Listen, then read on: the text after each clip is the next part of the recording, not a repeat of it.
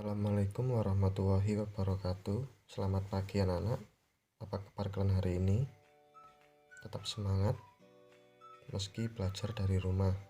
Jangan lupa sarapan agar tetap semangat dalam pembelajaran.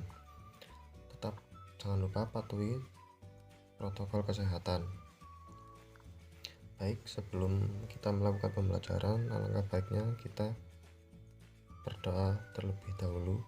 Berdoa saya pimpin. Berdoa mulai. Berdoa selesai. Baik, selanjutnya sebelum kita melakukan pembelajaran, kita menyanyikan lagu Satu Nusa Satu Bangsa yang dipimpin oleh ketua kelas. Silakan ketua kelasnya untuk memimpin teman-temannya untuk menyanyikan lagu Satu Nusa Satu Bangsa.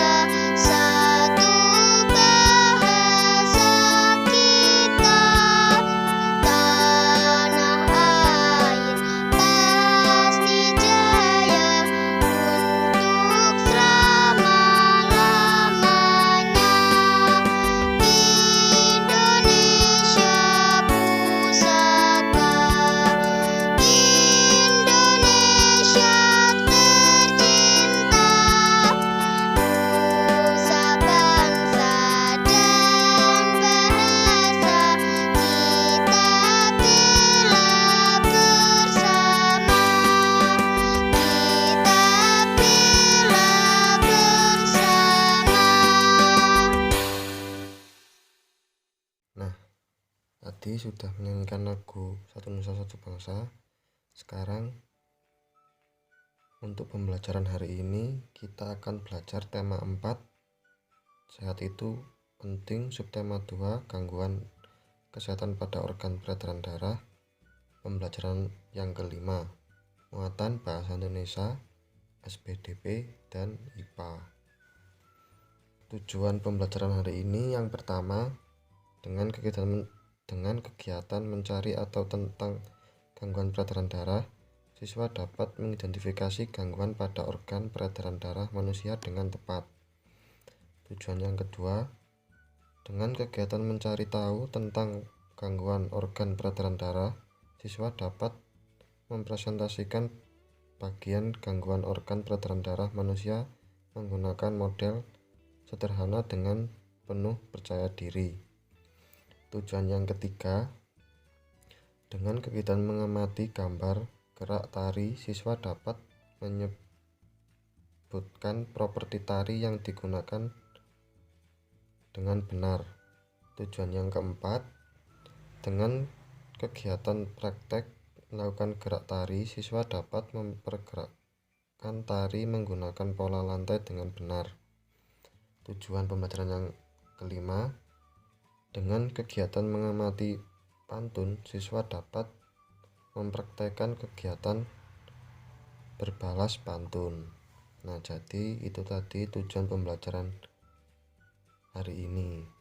Nah, sekarang kita masuk kemuatan bahasa Indonesia, yaitu kita belajar tentang pantun. Apakah ada yang sudah pernah tahu pantun itu apa? Nah, jadi pantun memiliki ciri khas yang membedakannya dengan bentuk karya sastra Indonesia lainnya. Berikut ciri-ciri pantun. Yang pertama, bersaja ape-ape. Yang kedua, terdiri atas 4 baris dalam satu bait. Yang ketiga, setiap baris terdiri atas 8-12 suku kata. Yang keempat, terdiri atas 2 bagian, yaitu sampiran dan isi. Bagian sampiran pantun terdapat pada baris pertama dan kedua dalam bait pantun. Sedangkan isi pantun terdapat pada baris ketiga dan keempat dalam bait pantun. Bagian isi pantun berisi maksud atau pesan yang ingin disampaikan pembuat pantun. Pantun dapat digolongkan berdasarkan isi dan usia.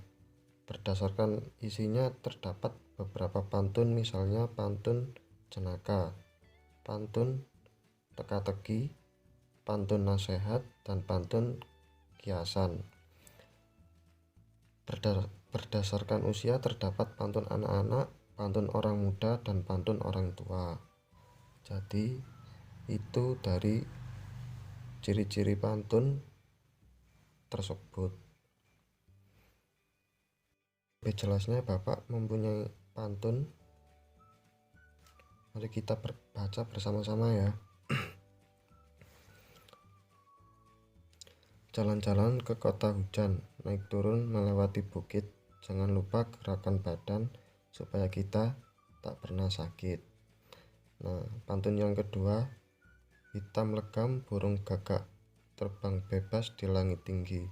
Okelah kawan, ayo bergerak bersepatu roda sesuka hati. Nah, itu jadi pantun. Di sini ada yang ditanyakan atau yang masih ada yang belum paham? Baik, kalau semuanya sudah paham, kalau tidak ada yang ditanyakan, selanjutnya Bapak mempunyai tugas dikerjakan di buku dulu, lalu dikumpulkan di WhatsApp, melalui WhatsApp ya. Nanti pengumpulannya difoto saja lalu dikirimkan ke WhatsApp. Nah, kita sekarang masuk ke materi selanjutnya, yaitu kemuatan SPDP, yaitu materi properti tari dan pola lantai. Properti tari adalah segala kelengkapan dan peralatan yang digunakan untuk melakukan gerak tari dalam penampilan atau peragaan karya tari.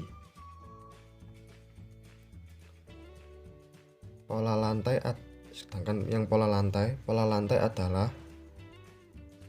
pola denah yang dilakukan oleh seorang penari dengan perpindahan, pergerakan, dan pergeseran posisi dalam sebuah ruang spek untuk menari.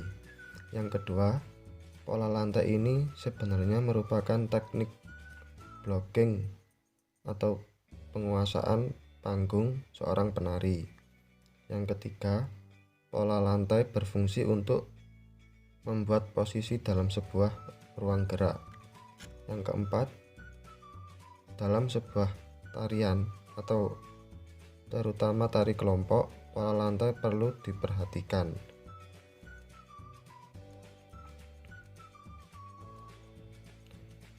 Pola lantai sendiri memiliki 3 ciri, yaitu pola lantai vertikal atau lurus, pola lantai diagonal, pola lantai garis melengkung. Nah, jadi anak-anak bisa lihat di gambar itu bagaimana pola lantai vertikal, pola lantai diagonal, pola lantai garis melengkung.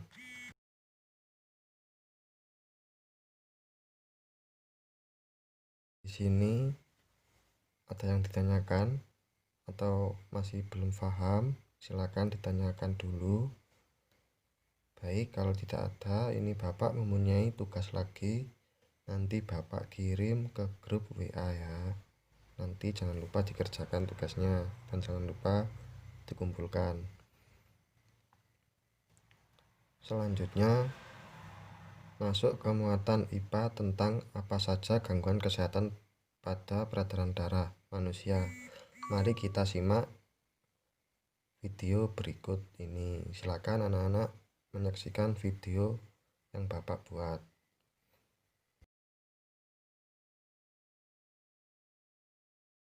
90/60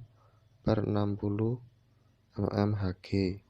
Hipotensi dapat terjadi karena menderita penyakit, misalnya diare, gangguan pada jantung, infeksi, dehidrasi, sedang hamil, kehilangan banyak darah, dan kekurangan nutrisi.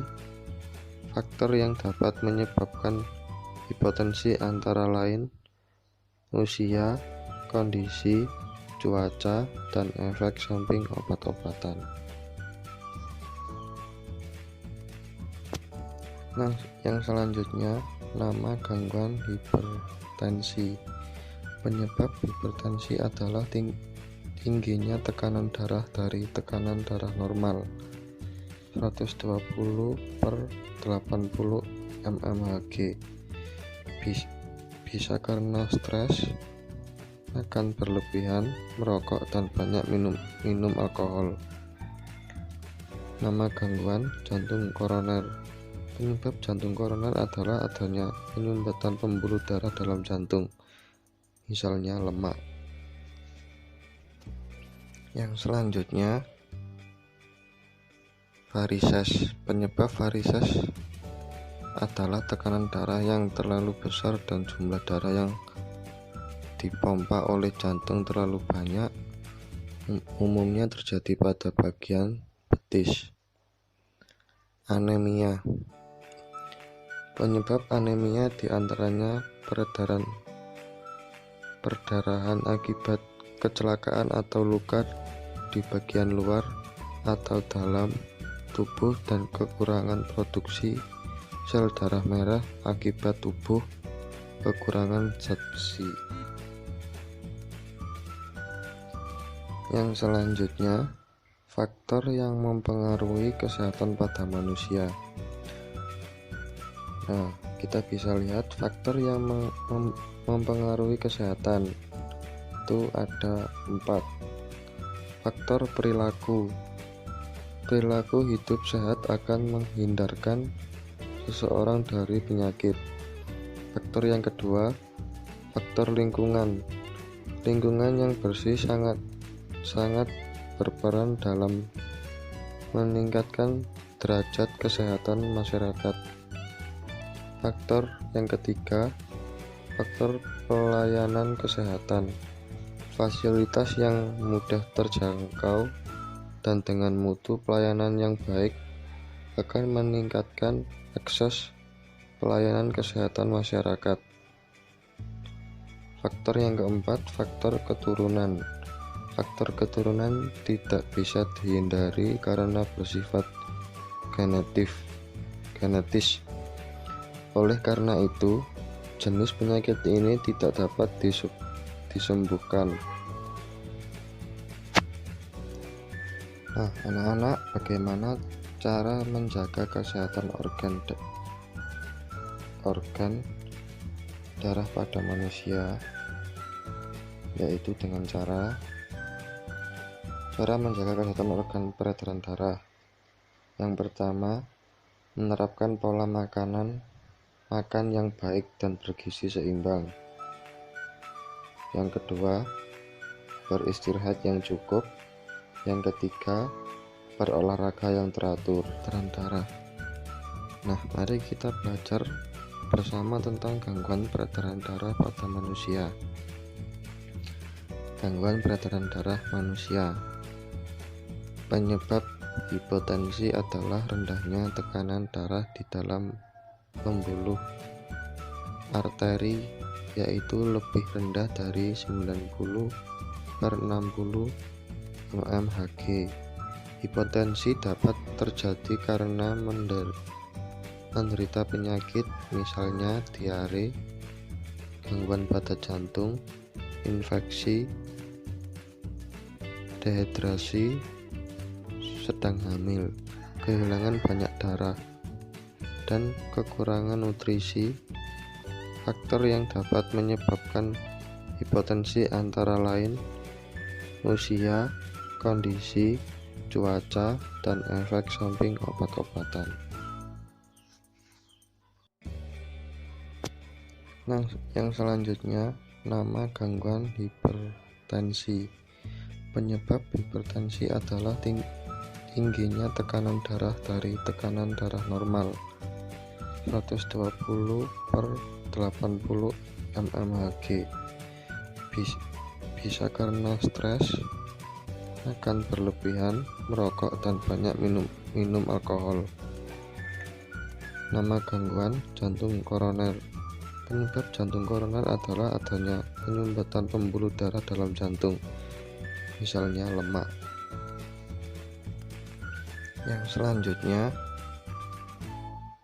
varises. Penyebab varises adalah tekanan darah yang terlalu besar dan jumlah darah yang dipompa oleh jantung terlalu banyak.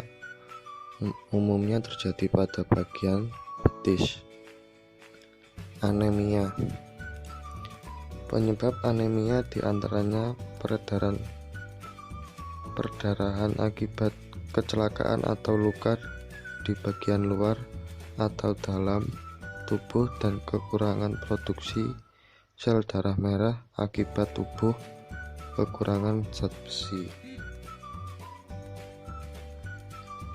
Yang selanjutnya, faktor yang mempengaruhi kesehatan pada manusia. Nah, kita bisa lihat faktor yang mempengaruhi kesehatan itu ada 4. Faktor perilaku. Perilaku hidup sehat akan menghindarkan seseorang dari penyakit. Faktor yang kedua, faktor lingkungan. Lingkungan yang bersih sangat berperan dalam meningkatkan derajat kesehatan masyarakat. Faktor yang ketiga, faktor pelayanan kesehatan. Fasilitas yang mudah terjangkau dan dengan mutu pelayanan yang baik akan meningkatkan akses pelayanan kesehatan masyarakat. Faktor yang keempat, faktor keturunan. Faktor keturunan tidak bisa dihindari karena bersifat genetis. Oleh karena itu, jenis penyakit ini tidak dapat disembuhkan. Nah, anak-anak, bagaimana cara menjaga kesehatan organ darah pada manusia? Yaitu dengan cara menjaga kesehatan organ peredaran darah. Yang pertama, menerapkan pola makan yang baik dan bergizi seimbang. Yang kedua, beristirahat yang cukup. Yang ketiga, berolahraga yang teratur.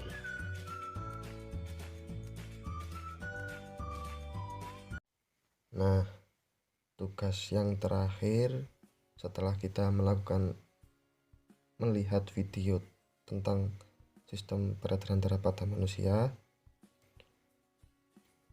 diskusikan bersama kelompok yang sudah Bapak bagi kemarin apa saja gangguan peredaran darah dan apa penyebabnya. Nah, mungkin ada yang ditanyakan. Alhamdulillah kalau kalian sudah paham semua.